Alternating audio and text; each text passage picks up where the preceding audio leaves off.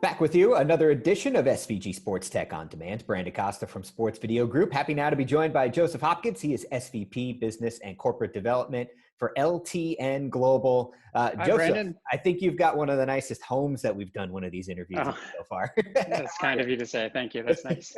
Hope you and everyone at the company are doing well. You've obviously been very involved. There hasn't been a lot of sports to speak of in the recent weeks, but those events that have gone off, you guys have been highly involved in.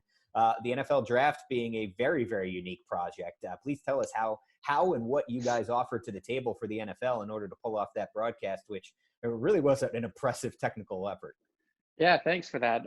We're somewhat lucky or fortuitous in the sense that LTN Global has operated a private network, an IP network for moving around broadcast signals for about 10 years, 12 years, and over the last year started to add a number of additional companies to the portfolio to enhance those services. So we've almost been building in this direction. I mean, this COVID-19 situation has really forced the sports industry and the media industry in general to rethink the way they produce live content and frankly, rethink the way they get fans and audiences engaged. And so through the acquisition of the Niles company, now our LTN production division, and through our company, Make TV, which is now part of LTN Control division, we were able to put together a number of pieces that enabled fans to participate in the draft, which was a big part of the experience if you watch the show. So what we did, we worked with the famous group and with Quince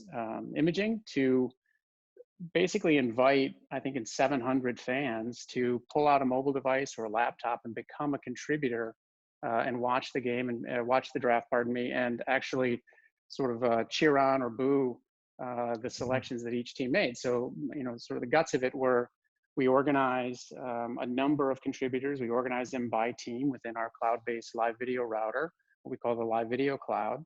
And then we worked with Quince to leverage some APIs to allow them to pull that into a graphical environment that was branded like each team, so that as each team went on the clock, we could bring up a series of fans that were tied to that team. The commissioner was a big fan, of course, of turning around and interacting with the fans. So we were super thankful to be involved. And, as mentioned before, it's nice that we were kind of in the right place at the right time with the solutions that we've been putting together, despite the challenging situation. Yeah, it certainly did add a lot of flavor to the presentation of the draft. So it was a really, really cool element that your guys' technology was able to bring to that broadcast, which ended up being their most watched draft ever.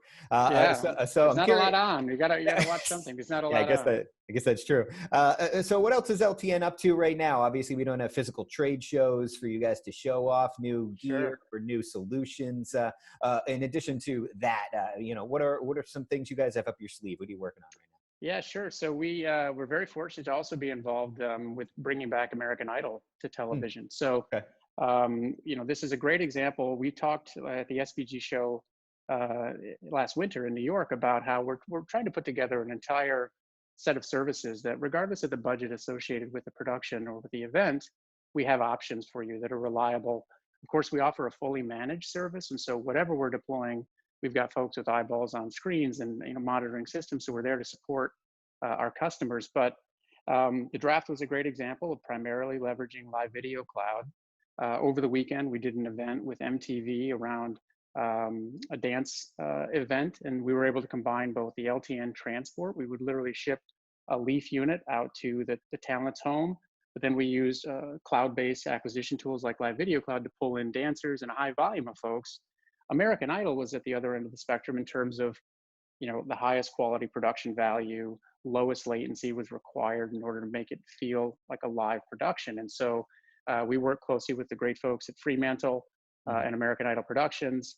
And we actually shipped out Leaf appliances so that each location could be both a transmit and a receive.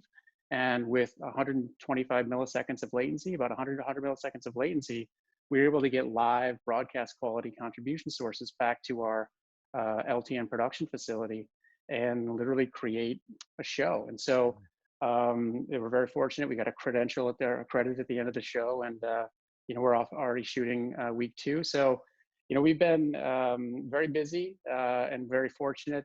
We did a number of other events we can't talk about, unfortunately, but yeah, this flexibility of being able to pull in contribution sources, aggregate and produce content within our LTN production facility in Kansas City, and then of course use the transport network to get those feeds back into head ends for distribution as well has been very valuable. Very cool. Very, very cool stuff. Real quickly, before we let you go, I know earlier this week you guys announced your new LTNQ managed service, which is for advanced advertising. Just give us a couple quick details about what that's all about. Yeah, sure. So, with the acquisition of Crystal, now our channel management group, we have a number of solutions. So Crystal, or now the LTN channel management group, has been in the business for 30 years of helping the broadcast industry to monitor satellite feeds and switch over between sources and also insert metadata into live sources. And it's really at that metadata layer that we're able to create the intelligence to allow for advanced advertising across all screens. And so we were at CES this year, we announced our participation in OAR, the Open Addressable Ready Group. And so now we're working with a number of large broadcasters and station groups, not just in the rollout of ATSC 3.0, which is somewhat unrelated, but we're very much a part of that, but also in bringing these advanced advertising models, because a lot of these smart televisions and folks who are just receiving feeds over the air, there's a big market there for addressable advertising. And so if we can frame accurately, insert the proper metadata to allow for more advanced advertising, it really leads to increased revenue and revenue growth, which right now is very important. Revenue growth also on the fan side, right? The leagues, the teams, everyone's looking for ways to engage fans. So getting fans involved. But anyway, on the Q side, it's really about being able to insert the proper metadata at the right spot, connecting with the ad decision systems, connecting with the ad servers, and really making sure that every user who watches gets a targeted, personalized ad, and the network or the station group or the sports league or whomever maximizes their revenue opportunity. All right, great stuff, Joseph. Well, we really appreciate you taking the time, and SVG, we really appreciate everything your company's doing to help keep the sports video production community up and running right now. So thanks again. Yeah, thanks a lot. We love being a part of SVG and love the great work you guys are doing. So keep up the good work. Thank you. Appreciate that. He is Joseph Hopkins, SVP, Business and Corporate Development for LTN Global. You can learn more about them, as well as the many other companies that we've spoken to at SVG SportsTech On Demand right now over at sportsvideo.org.